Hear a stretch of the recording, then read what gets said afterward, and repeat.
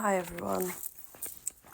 This might be like a little more pessimistic than my usual episodes, and I feel like I've been having these thoughts for a while, but I almost haven't wanted to speak on them because I feel like, I don't know, maybe it's scary or something, but I've been feeling confused about success recently and what success looks like to me and what I want to do with my future and what I want to be, and many people my age or not my age. And I think because it's the end of the year, I literally just saw this TikTok a minute ago, and it was this girl being my vision board versus pictures from my camera roll where she'd achieved everything from her vision board. I remember last year I didn't make a vision board. Oh, it kind of was a vision board. And looking back, I pretty much succeeded in everything that was on that vision board. I think, off the top of my head. But I realised I almost feel like I keep my dreams relatively, they're not very specific. And I know a huge thing with manifestation and using manifestation law of attraction is that you have to be really specific.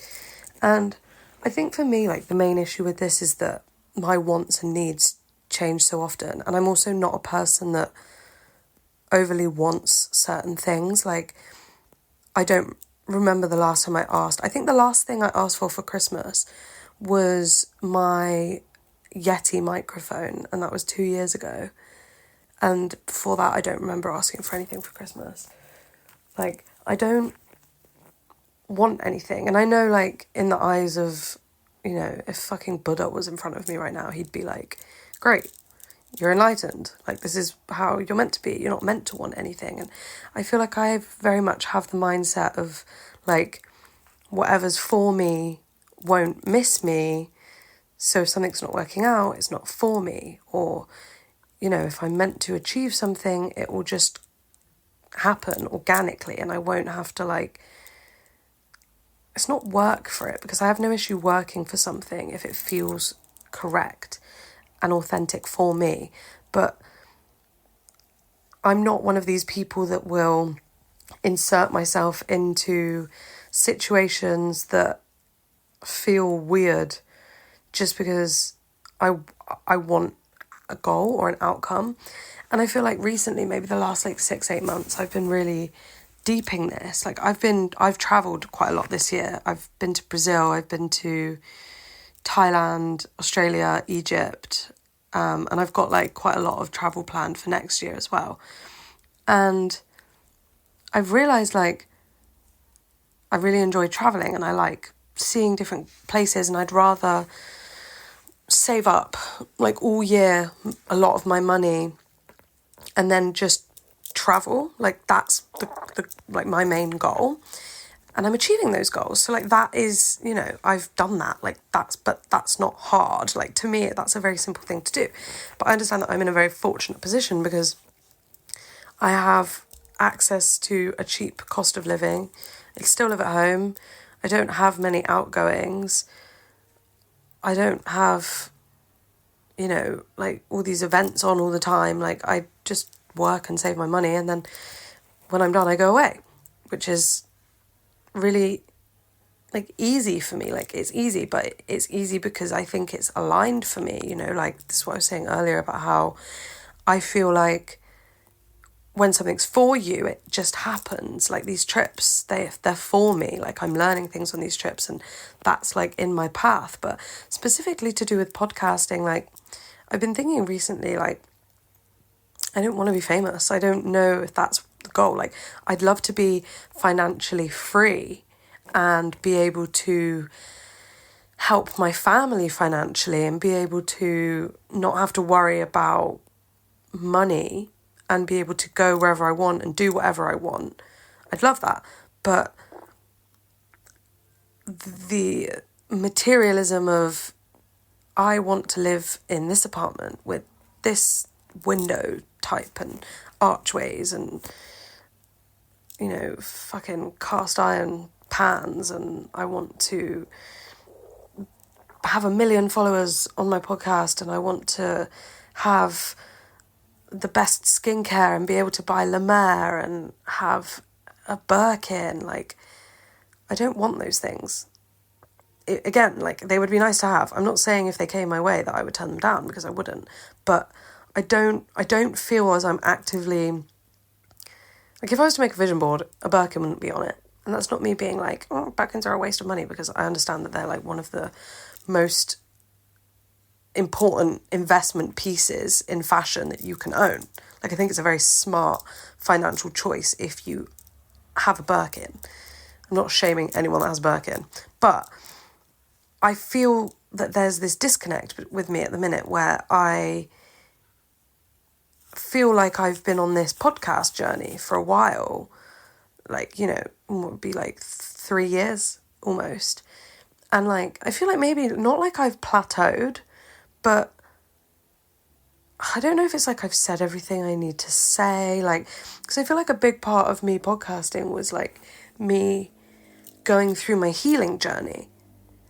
And obviously the healing journey is never finished, but I kind of feel like I'm a lot more healed than I used to be. And I listened to some of my old podcasts back and I think like, I really don't think that way anymore. I don't feel that way, or my perspective on that has changed, and I would never delete it because it, you know, it could help someone that's at that stage.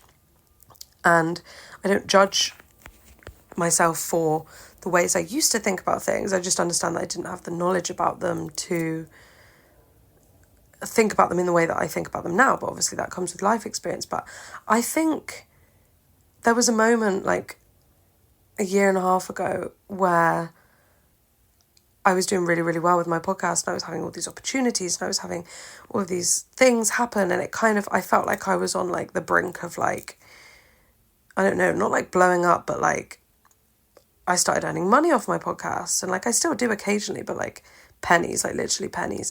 And I don't know, like I felt like I could have made something of that, like that could have been for me, you know? And I think recently, like I've been feeling like I don't want to be signed to an agency and have to work to their deadlines, and I don't want to have to go to events and network. You know my thoughts on networking. Like, I don't really think it's authentic unless you're just enjoying yourself. I think going to an event as a business move, for me, feels weird. Like, I don't want to talk to you just because I know who you are and I think you could leverage my follow account. And I think this is something that I've been really struggling with recently, is feeling like, at what point do I stop doing something because I enjoy it? And at what point do I start doing something because of the future that it could potentially give me? And it's really interesting because when I started podcasting was just before that sort of like podcast boom. I don't know if you guys remember, like 2 years ago, there was that huge, everyone started a podcast, like everyone, like when I made my podcast, like podcasting wasn't like the hugest thing in the world like it is now. And I charted, like I was in the top, I think like top 15% of the podcasts listened to on all of Spotify. And I've never charted again. And I don't know how I feel about that. Like, do I feel like I've let myself down? Do I feel disappointed in myself? I feel confused, because I feel like with growth, like it's meant, I know growth isn't linear, but I feel like, you know, you see all these videos of these people and they just go from strength to strength to strength. And I feel like while my personal life and my mental health and internally, I have gone from strength to strength. In terms of my podcast success, you know, I've kind of like fallen off. I guess if you were to look at like my numbers and like my count and everything, like it's nowhere near what it was. And I don't really care too much about my numbers. Like, I don't look at it and feel disappointed. I think the fact that anyone listens at all is like a good feeling, considering the fact that I literally do not market myself whatsoever. And someone said to me the other day, they were like, you really should like start marketing yourself more. And I was like, I don't want to. Like, it doesn't feel, I don't even watch my podcast back before I post them. I just post them and trust that what I say was, I don't know, coherent. But I don't want to clip my podcast down to a 1 minute bite-sized piece that is digestible for TikTok in the hopes that I'll blow up. Like, that's not the goal. The goal is not to be digestible in a 1 minute soundbite. The goal is, because I feel like you'll know if you listen to my podcast a lot, like I bounce back and forth throughout the whole episode between topics, and I feel like that I would be doing myself a disservice by cutting myself down like that. And then I've thought about other industries that I could go into, and my lecturer at uni, she used to work in broadcasting, and she said that your skill set is very, very like aligned with broadcasting or radio or TV or, you know, anything like that. And then I thought, okay, great. And at that time, my boyfriend had just moved to London, and I thought, okay, you know, this could be an in for me, and this could be like what's right for me. Like, it's funny, like I feel like my life is like a constant stream of like, it lines up, and then it's not right. Like, you know, with the drum and bass stuff, like it was going so well. Had podcasts lined up with like some of the biggest names in drum and bass, like some of the oldest names in drum and bass. And then I decided I didn't like it anymore, and I didn't want to do it anymore, and I wasn't invested in it anymore. And that like broke my heart, because that was obviously such a culture that I was so invested in and had spent so long of my life like learning about and being a part of, to then have like some really negative experiences that changed the way I felt about that industry. And then it was, you know, the same with broadcasting. I was applying for jobs at Dolby and Spotify, and, you know, looking at like internships with the BBC and trying to do anything to do with broadcasting and media. And then I broke up with my boyfriend because I didn't break up with him because he moved to London, but we weren't aligned anymore. London wasn't for me and it was for him. And I didn't want to be there. And then I thought, okay, well, how can I have a career if I don't...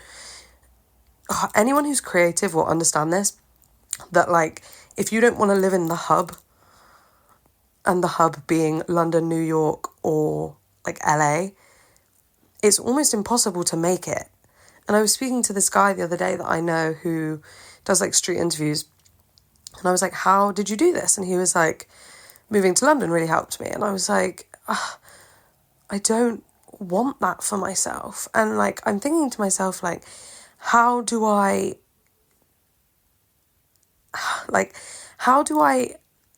create the life I want when what I want doesn't officially exist?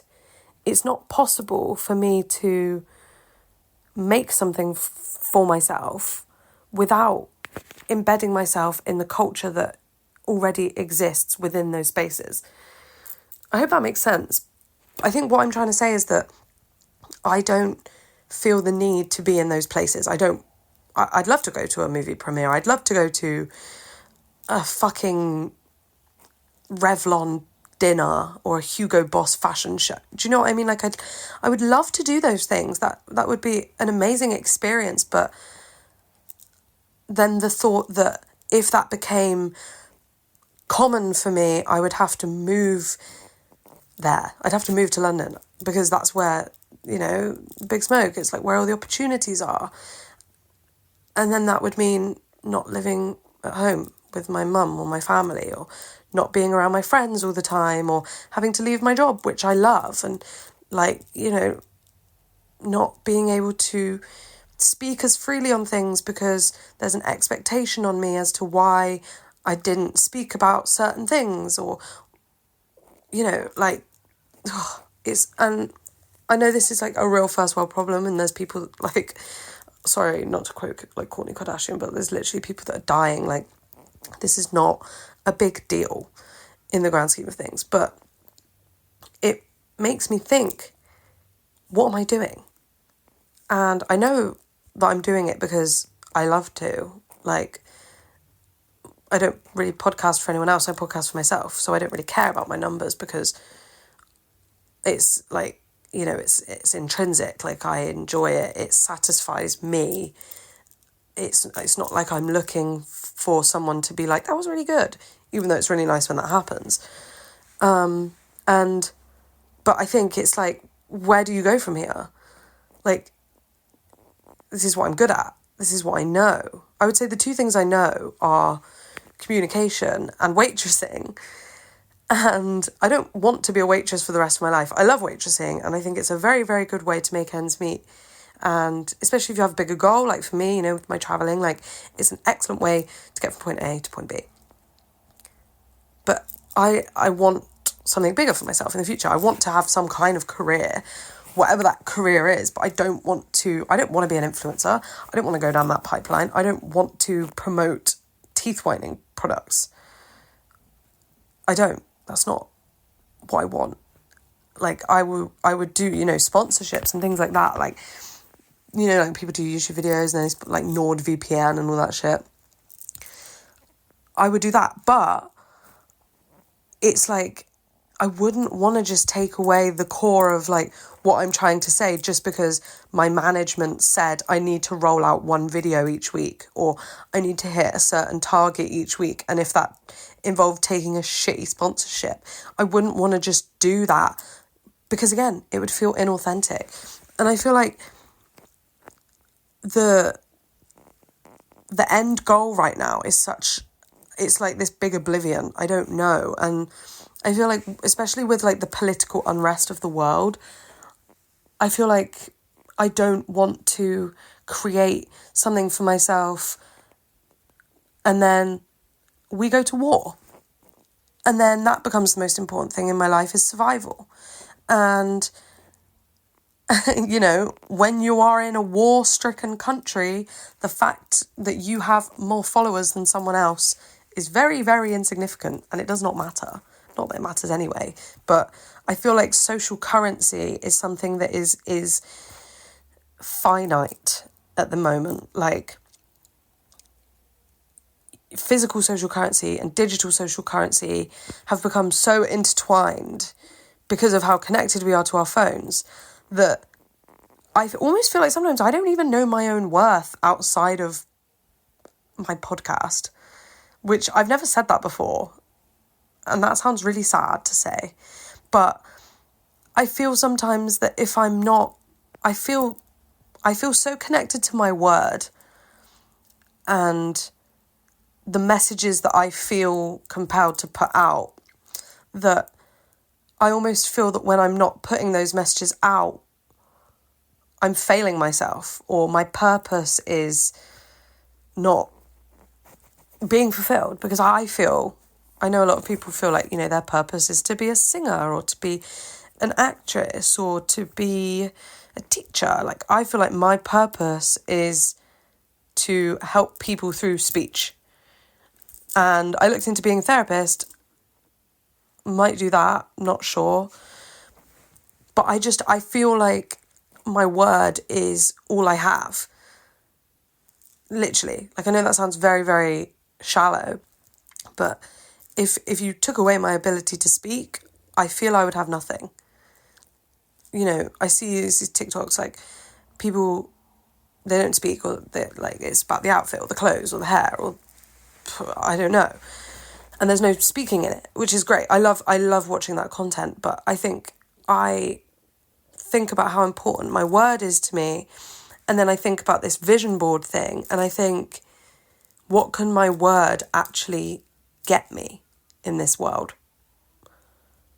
Because you can talk yourself in and out of a lot of situations, but I try and talk as authentically as I can. And I feel like getting myself to that place of owning a fucking Birkin is not authentic.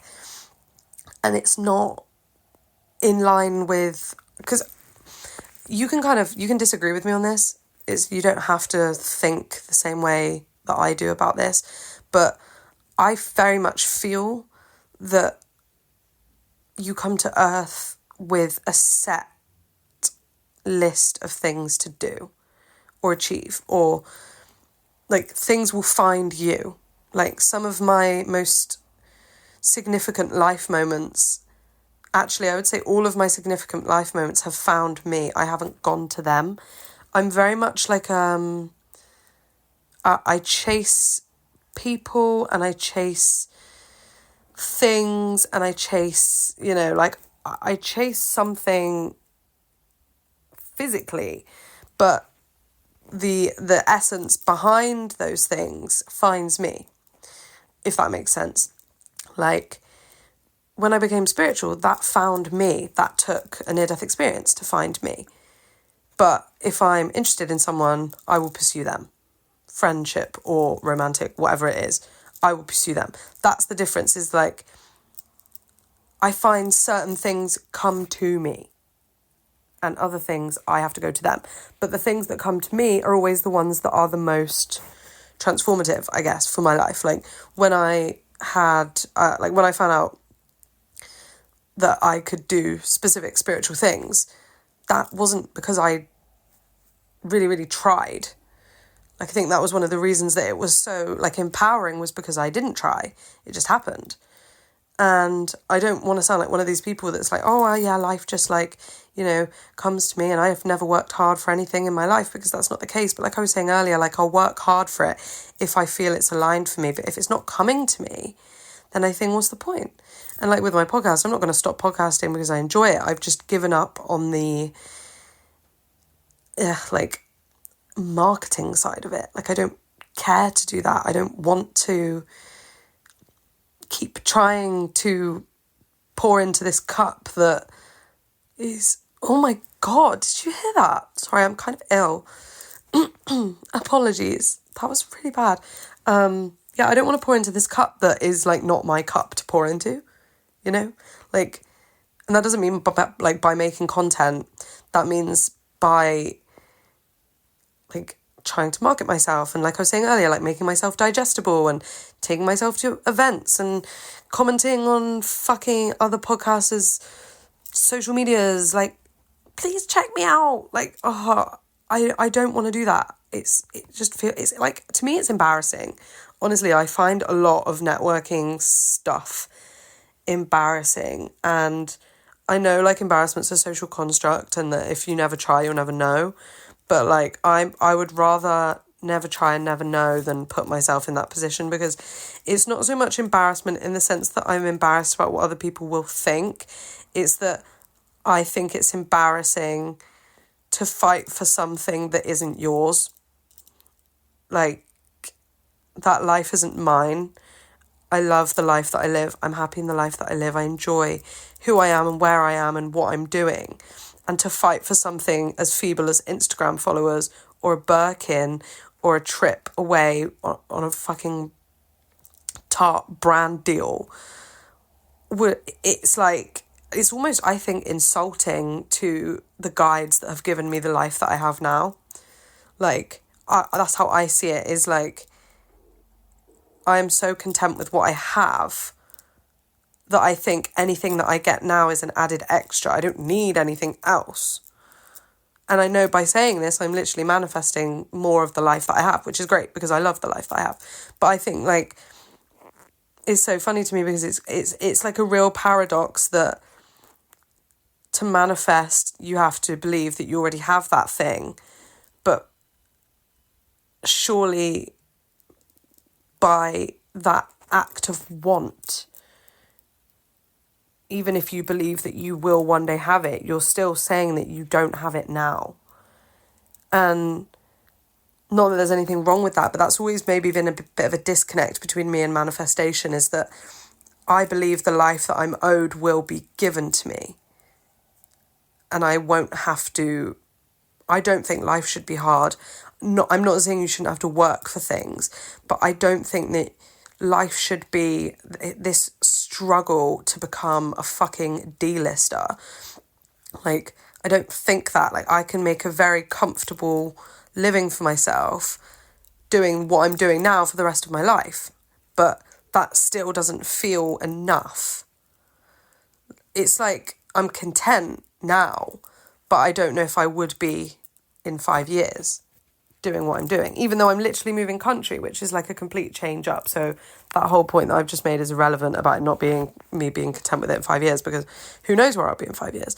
But I just think that this constant want for more, or this want to succeed, and what success looks like for us in today's day and age is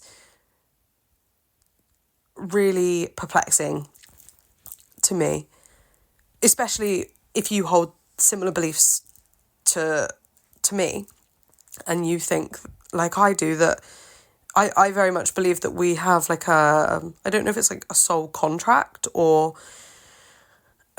I don't know what you would call it. I just feel that I have something there's something planned, or something that I am meant to do that I haven't yet done. And then I remember, I'm literally 22. And I think that's another thing with success, is you see people blow up when they're like literally like 13 years old. You see people blow up when they're 18, 19, whatever.